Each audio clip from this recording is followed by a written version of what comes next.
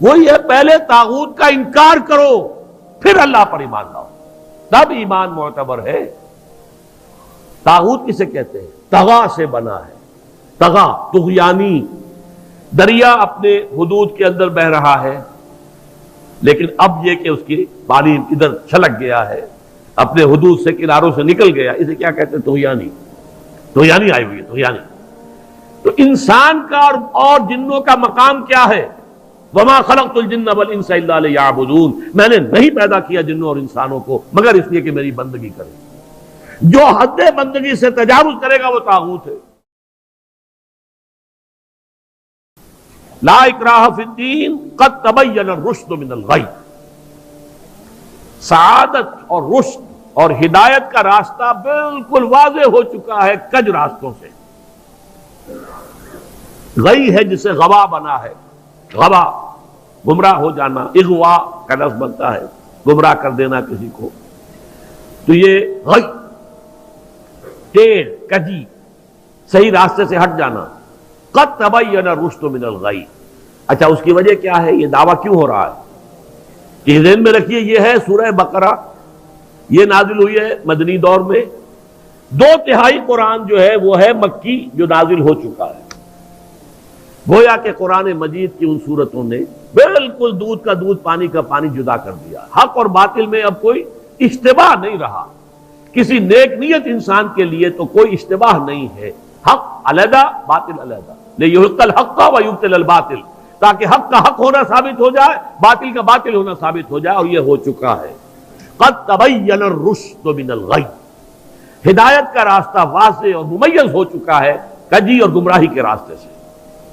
فَمَن يَكْفُرْ بِالطَّاغُوتِ وَيُؤْمِن بِاللَّهِ فَقَدِ اسْتَمْسَكَ بِالْعُرْوَةِ الْوُثْقَىٰ لَا انفصام لَهَا وَاللَّهُ سَمِيعٌ عَلِيمٌ۔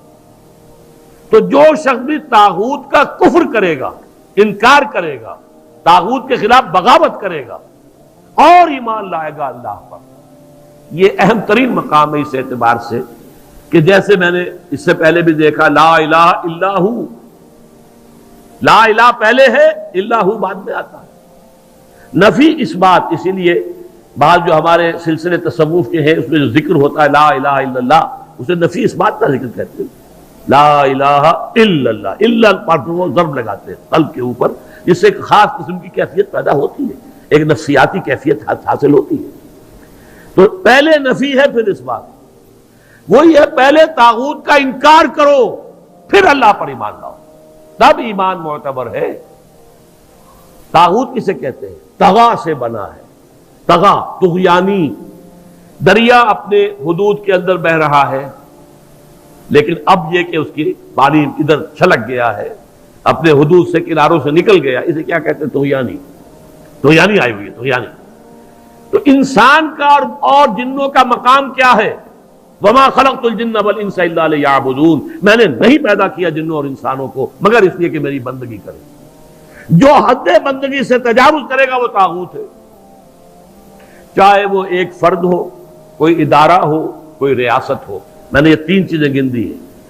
انفرادی حیثیت سے میں اپنے حد بندگی سے تجاوز کرتا ہوں، اگر زندگی آمد برائے بندگی، زندگی بے بندگی شرمندگی، اگر میں حد بندگی سے تجاوز کر گیا تو میں طاغوت ہوں۔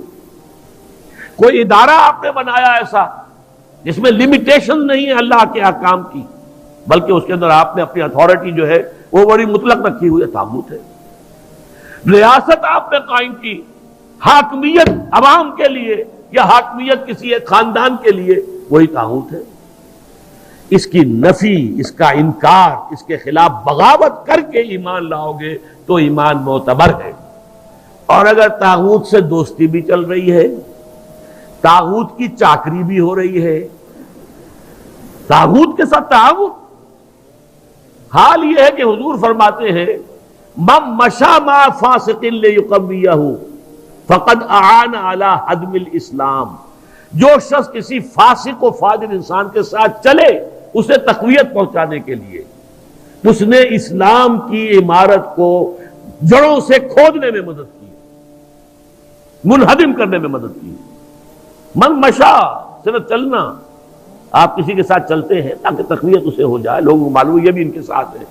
من مشا مع فاسقن، فاسق کافر بھی نہیں، فاسق ہو، لیقویہ، تاکہ اسے تقویت پہنچائیں، فقد اعان علی ہدم الاسلام، اسلام کی عمارت کو جڑوں سے کھود کر گرانے میں مدد کی۔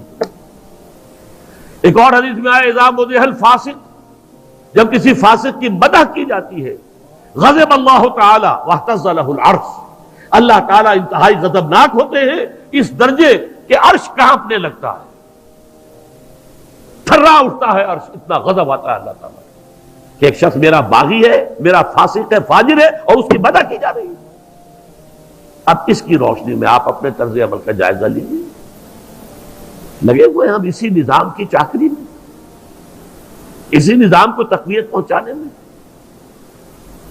کہاں ہے اللہ کے ساتھ؟ ان سے ہم نے کہاں بغاوت کی؟ الآن جیسے کہ مجھے واقعہ یاد آ گیا حضور کا، کہ حضور اور حضرت عمر ساتھ ساتھ چل رہے ہیں، کوئی چہل قدمی ہے یا کچھ اور معاملہ ہے، حضور پوچھتے عمر تمہیں مجھ سے کتنی محبت ہے؟ عرض کیا کہ حضور آپ مجھے دنیا کے ہر انسان سے زیادہ محبوب ہیں۔ اب آپ آنکھوں میں آنکھیں ڈال کر پوچھتے ہیں اور اپنی جان سے؟ اب ایک تو اندازہ کیجئے کہ یہ سوال کسی ایسے شخص سے نہیں کیا جا سکتا جس سے ذرا بھی بال برابر بھی بودھ ہو دل میں، تو خالص وہ بہت ہی مقرب ہوگا، اسی سے یہ بات کہی جائے گی۔ اپنی جان سے؟ تو حضرت عمر نے تھوڑا سا توقف کیا، پھر عرض کیا ہاں اب میں کہتا ہوں کہ آپ مجھے میری جان سے بھی زیادہ عزیز ہیں۔ فرمایا الآن، اب پہنچے ہو تو اس مقام پر کہ جہاں ہونا چاہیے۔ تو الآن والا معاملہ یہ ہے کہ انسان تن من دھن اپنی زندگی ہر شے لگا دے طاغوت کے خاتمے اور حق کے غلبے کے لیے۔ وہ ہے جہاں سے بات شروع ہوئی تھی، لگا دو، کھپا دو، صرف کر دو۔ یا ایھا الذین آمنوا انفقوا مما رزقناکم من قبل ان یاتی یوم لا بیع فیہ ولا خلۃ ولا شفاعۃ والکافرون هم الظالمون۔ اس روش کو اختیار کرنے سے انکار کرنے والے ہی تو کافر اور ظالم اور مشرک ہیں۔ اور تو اپنے ایمان کو آپ تول لیجئے کہاں کھڑے ہیں، طاغوت کے ساتھ آپ کی روش کیا ہے۔ بہرحال من یکفر بالطاغوت ویؤمن باللہ فقد استمسک بالعروۃ الوثقی، جس نے کہ طاغوت کا کفر کیا، طاغوت سے بغاوت کی اور اللہ پر ایمان لایا، اس نے مضبوط کنڈے کو پکڑ لیا ہے۔ یہ جو نقشہ ہے یہاں پر، اس کو ایک تمثیل سے سمجھ لیجئے۔ سمندری جہاز پہ فرض کیجئے کچھ عرشے پر کھڑا ہوا ہے، کوئی ہچکولا ایسا آیا کہ گر گیا سمندر میں، اور آپ کو معلوم ہے کہ اس کے ساتھ کنڈے لگے ہوتے ہیں۔ اگر کوئی کنڈا اس کے ہاتھ میں آ جائے، فرض کیجئے تیرنا ویرنا نہیں جانتا غریب، کنڈا ہاتھ میں اگر آ گیا تو وہ کنڈا کبھی نہیں چھوڑے گا وہ، اس لیے کہ اس کنڈے کے ساتھ اس کی جان وابستہ ہے۔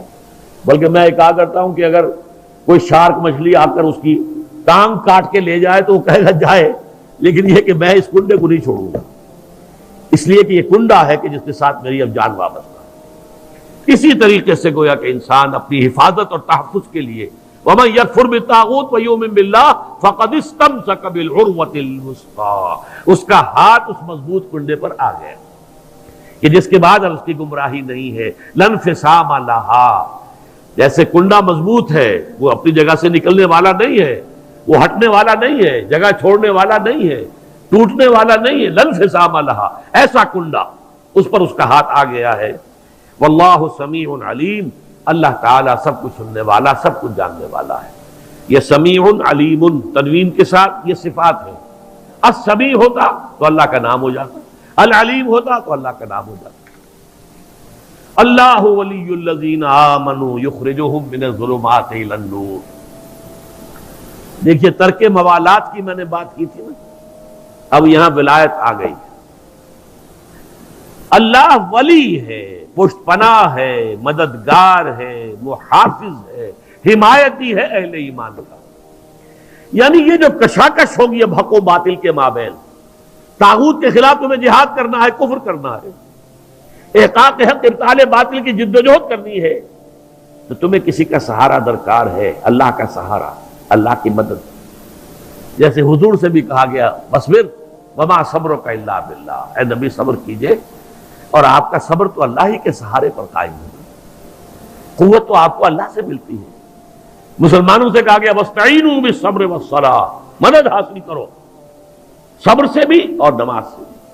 تو اسی طرح فرمایا اللہ کی مدد شامل حال رہے گی.